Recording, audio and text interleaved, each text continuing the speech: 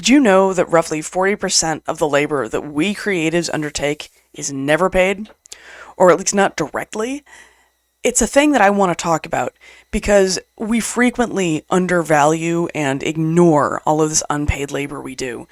And it gathers in corners, it creeps up, and it starts to take over your life. And if you're wondering why you're tired in ways that don't show up on some kind of Excel spreadsheet, this might well be it. Because we are constantly adding tasks that we think are necessary and may or may not be necessary, but we're not quantifying them. And that lack of quantifying them is costing us. Hi and welcome.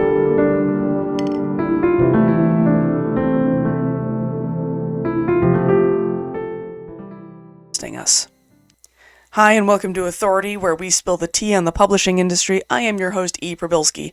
If you don't know me yet, and you probably do by now, but if you don't, I am on the board of directors for the Editorial Freelancers Association. I do a bunch of work with Author Nation.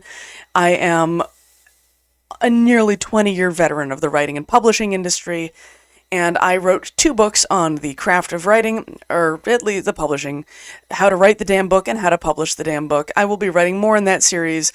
I don't know exactly what yet, but let's get into this conversation because this kicks off a short series that I'm going to be doing about unpaid labor and why ignoring it is a problem. So let's get into this. Creative work comes with a lot of identity stuff, right? We identify as creatives. We identify as writers. Like, this is who we are. Down at the core of us, this is one of the key pedestals in our identity pantheon, right? Who we are. Most creatives are like this. Like, being an artist is a massive part of who somebody's identity is. Being a writer is a huge part of who somebody's identity is. It's not the whole identity, obviously. There are many pieces to identity, but that's one of the big ones. And it is intrinsic to us. It's important. And the thing is a lot of us undertake this career knowing how hard it is to succeed. And we're told constantly, you're never going to make it, don't quit your day job, that kind of stuff, right? We hear that all the time. And we know that this is not an easy career path, and yet we do it anyway. And we do it because we are so incredibly passionate about this. We do it because we love our craft. And one of the things that is part of that is this unpaid labor that I talked about. Since this writing is part of our identity, we oftentimes don't really pay attention to a lot of the tasks around it and don't quantify them as things that require energy or take time or require us to do much. And we sort of write it off in our heads because we're like, oh, that's just part of the job and I'm really like attached to this, right? And just part of the job becomes a drumbeat that we kind of, march to. Well, I already have finished the conversation about burnout, and I'm not going back there yet. Don't worry, I'm not going right back into burnout where we were just talking. But this kind of lack of quantification of unpaid labor and not paying attention to it is one of the key things that can lead us into burnout. Because that means that we're not accurately doing the math on what we're doing and how much that's costing us. And I really think we need to do that better. So, in this, right, what counts as unpaid labor? How do we identify, how do we quantify unpaid labor? What are we calling unpaid labor? Unpaid labor is necessary work that we are not being directly paid for. As all of us know, being a writer is not like clocking into a job, a 9-to-5, where you just do work tasks all the entire day and get paid for everything you do because you're paid by the hour. We are paid mostly by the book sale. Assuming we make them, or we're paid by the ad revenue, or whatever it is that we are paid by. I'm specifically talking about writers here, so we're paid by the book sale for the most part, or by, whatever it is that your metric is. If you're your publisher, you're paid by the royalty check. All this other work you put in is not paid by the hour.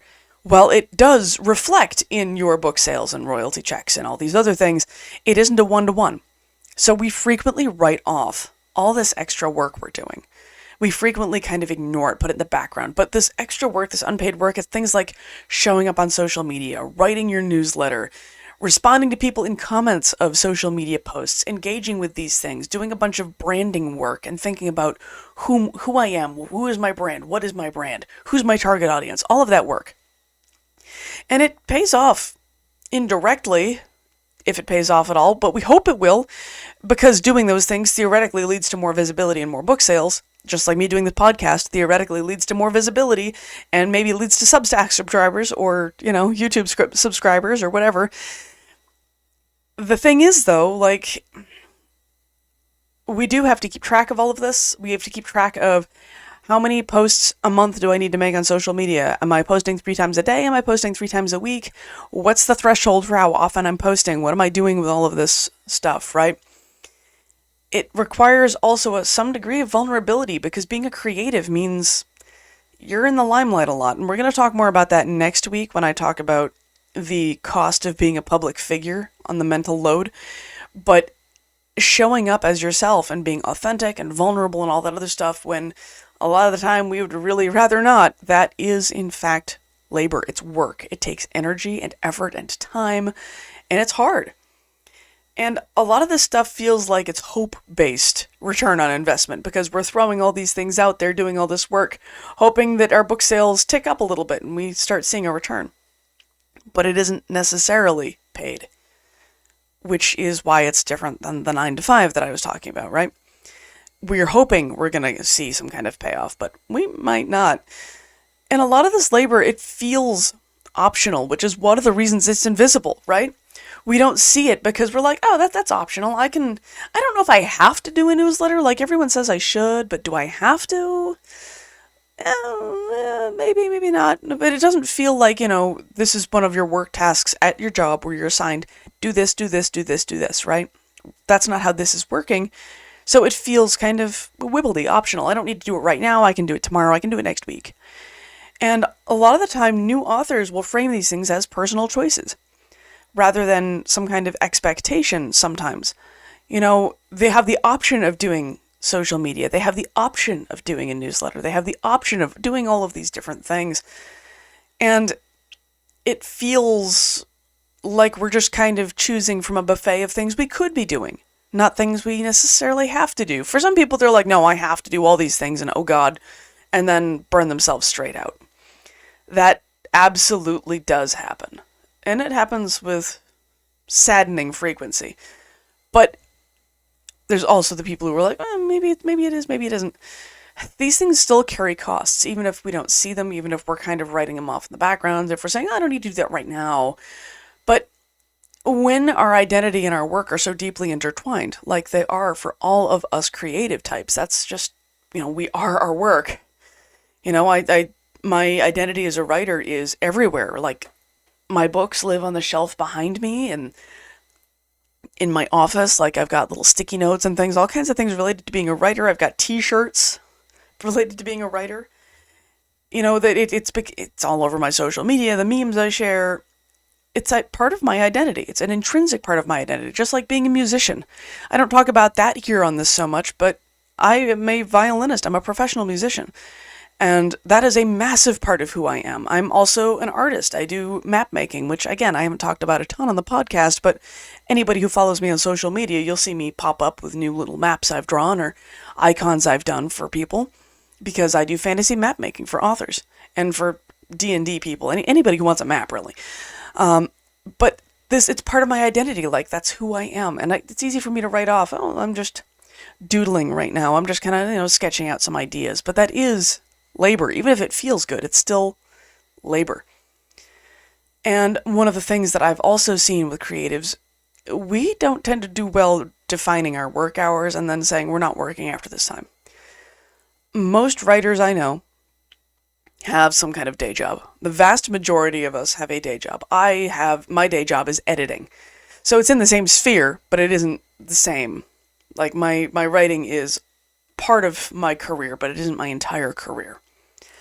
And our day jobs have rigid expectations, timelines, deadlines, and so on. But our writing, we don't really have clear defined work hours. A lot of us just kind of write for vibes-based amount of time when we feel like we want to or when we feel like we're ready to. These things kind of just fall into the background. And we don't always count it as work because it doesn't always feel like work. Sometimes it feels like play.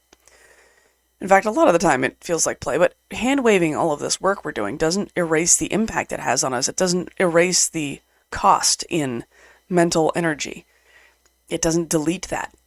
It can't. It won't.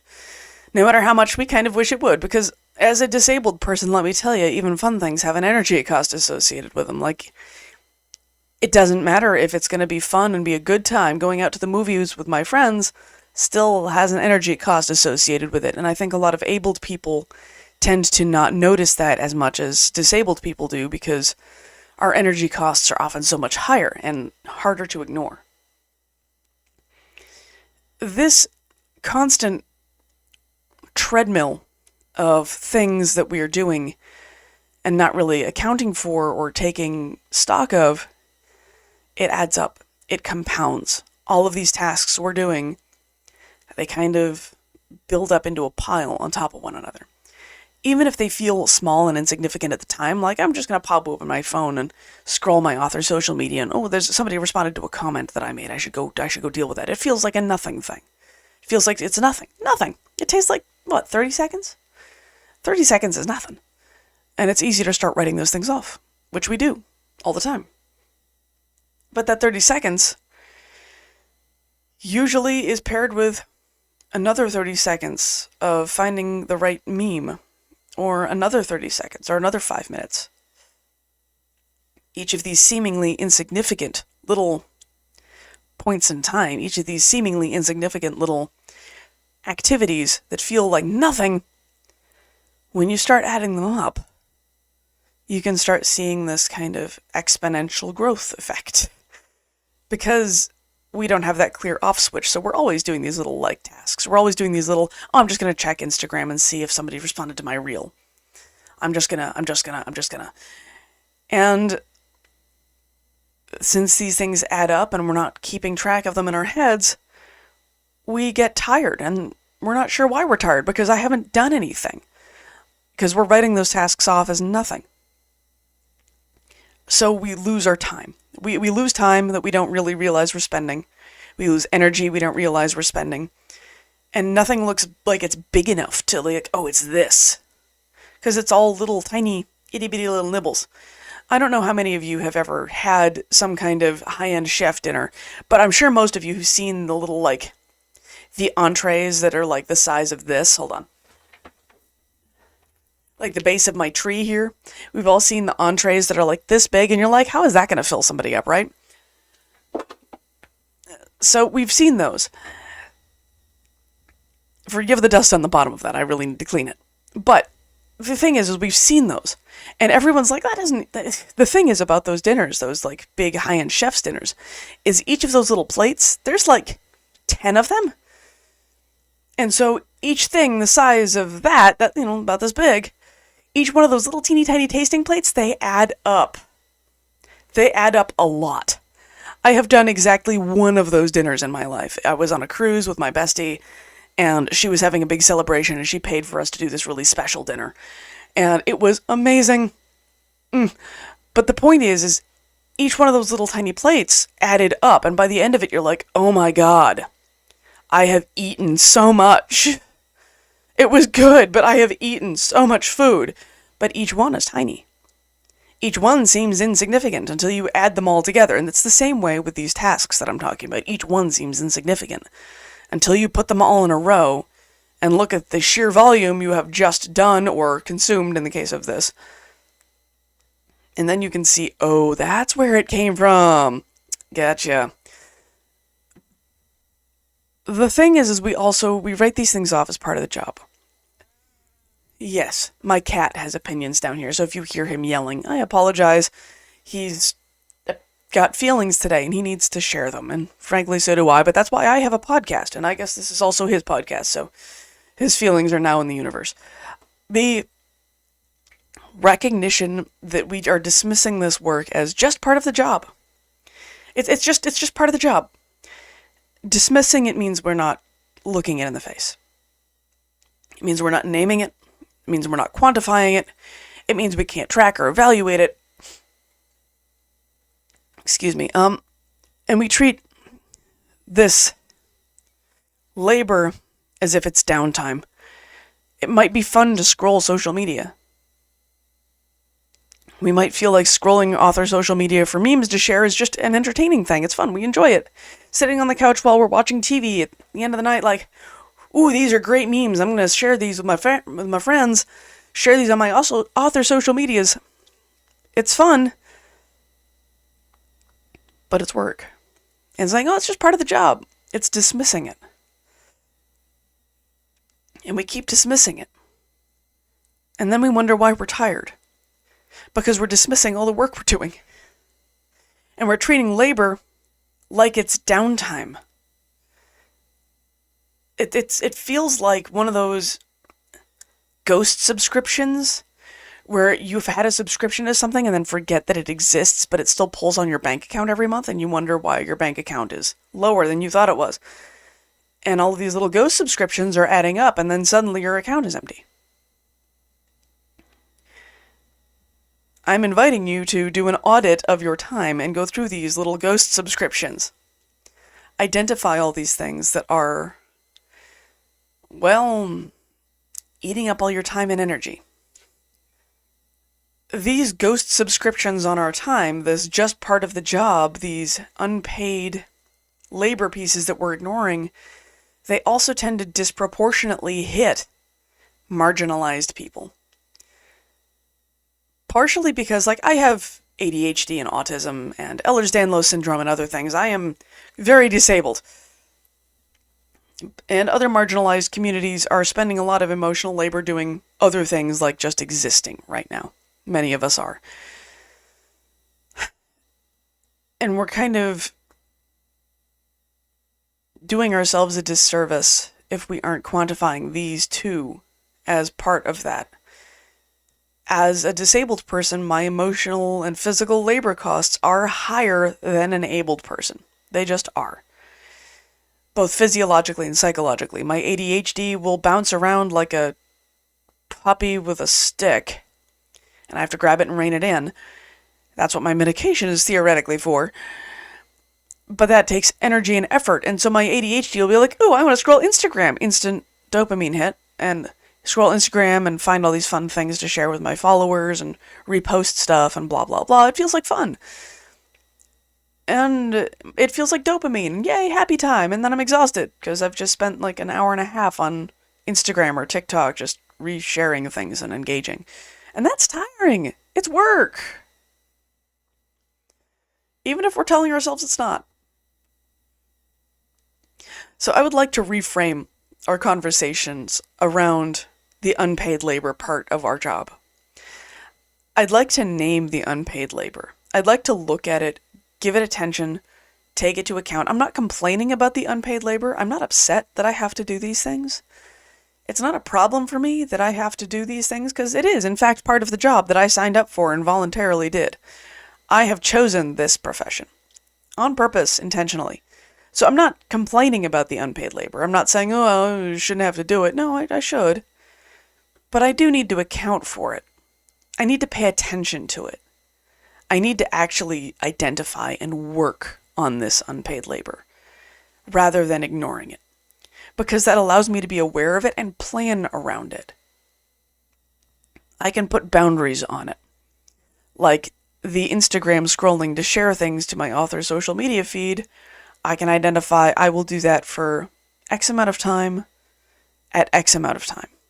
So I will do that for 15 minutes a day at noon, something like that. I'm not going to do it in addition to lunchtime because lunchtime is break time. I might also be on Instagram, but I'm not going to be looking for author stuff. I'm just going to be watching ridiculous reels of puppies and kittens or something. I will try and avoid Instagram. I usually try and avoid social media when I'm not working, but you understand my point here. We can put boundaries and boxes around these things. And we need to. Recognizing that work that you enjoy, like I enjoy doing this podcast. I enjoy writing these scripts. I enjoy filming them. I don't really enjoy editing as much, but I still enjoy the process. I have fun with this. It is still work because I have to re-record things several times sometimes. And I still have to do all of the editing and the uploading and all of the other stuff that I have to do around it, even if I enjoy doing it. So I'm counting that as labor because it is. It's actually work. Recognizing that we have to account for that labor too. Like, it does take from us, and this is especially true for anybody with disabilities or what have you, because we have to take into account the energy cost of everything, as much as we wish we wouldn't. Now, my goal here is neutrality. I'm not trying to say these things are good or bad. They just are. Checking my email is work. It might not be bad. There might be exciting things in my email. I might be happy. I might be getting told, yes, I'm being accepted for a speaking engagement. Yes, I'm being accepted for something fun. Yes, my manuscript has been accepted for XYZ thing, or I've been nominated for an award, or whatever it happens to be. Those are all happy, good things, but checking my email is still work. Because going through my email and deleting the spam and everything else is still work. And it still takes energy. If we keep this tally in our minds, we can start to prevent ourselves from slipping into burnout as quickly. And like I said, we're not going backwards into the burnout conversation. I just left that one. But I am going to briefly touch on it here and there because this is tied into that. But we need to keep track of these hidden price tags because otherwise our emotional and energy bank account will go to zero very quickly. And then we'll be in the negatives. And when you hit the negatives, that's burnout. Welcome to it. We can't delete all the unpaid labor we do without losing our careers. We can't just not do these things. We can't just not. And that's okay.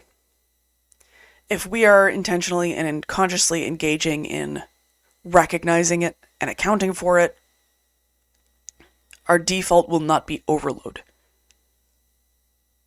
We can drop maybe some of the unpaid labor we're doing in favor of things that have a higher return on our investment. So maybe doing a little bit less social media scrolling and more creative time.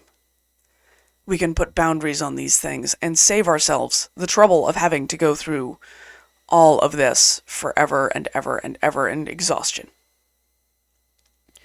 Writers, creatives in general, but writers, we devalue our time enough already. Society devalues our time enough already. So many people are out there saying, well, that's not real work. It's not a 9 to 5, it's not real work. All these tasks you're doing, you're checking email? Yeah. Try doing what I do for 5 minutes and you think checking emails work? Well, it is actually work. Doing the social media stuff we do is actually work. And we have to be honest with ourselves about this. It's not about feeling guilty. It's not about minimizing our work. It's not about complaining about our work either. I don't want to complain. But put a point on it. Thank you for joining me here on Authority this week. I appreciate it. We spilled the tea on the publishing industry with heart, humor, and a lot of experience that I have had, so I'm trying to make sure you don't have to have the experiences that I have had. I would like to save you from that. If you found today's episode helpful, please share it, like, subscribe, all those things, leave reviews. I'd love that. Send me a message if you think any of this really hits you and you want to talk about it more. Leave me a comment somewhere. I want to know what you find useful and what resonates with my audience and what doesn't, because that drives what kind of content I'm going to put out. Because I want to make sure that ultimately that this goes to you, right? I want you to be finding this useful. If you are still wearing pants at this phase in the process, you are ahead of the curve, because I am not wearing pants today. I am wearing PJ shorts because pants seemed like a lot of work. I am wearing a shirt. You can see it in the video. I'm wearing a shirt, but I'm not wearing pants because pants seems like a lot of work today. Your story counts. Your voice matters. The impact you have on the world is not nothing. Even if your book sales are low, you still have an impact on the world, and I want you to keep having one. I hope you stay safe out there, and the world is kind of scary right now. Next week, we are going to be talking about visibility and how being a public figure can be exhausting, and what mental energy it costs being a public figure. We're going to talk about some of the fears and thought processes that come with being a public figure, because if you are an author out there marketing your stuff, you are a public figure. So we need to talk about it. Today's end of episode, it's been a long couple of weeks for me. You'll notice that this episode is a week later than I expected it would be. Life has been happening. My newsletter went out this weekend, and I mentioned that my cat has an eye problem. Sultan has an injury to his cornea, I think. He got into a fight with another cat in my household and got scratched pretty bad. And I've been having to do a bunch of medication. He will be okay, thank God. And this coming Sunday, I'm preaching at my church, so that's exciting. I have to prepare for that. Back to unpaid labor. Not that I'm complaining. I am absolutely not complaining. I'm planning on going to seminary to be a preacher, but so this is a good experience, but I'm going to be preaching on Sunday, for Sunday of Lent even. So I'm preparing for that, which is exciting. I hope to see you all next week, and please take care of yourselves. The world is scary. Do good in it. And if the only good you can do is getting up today, and that's all you have in you, keep doing that. It is enough. Sometimes that's all we got, and what we've got is enough. So, take care, friends. I hope to see you next week. And I love you. All right?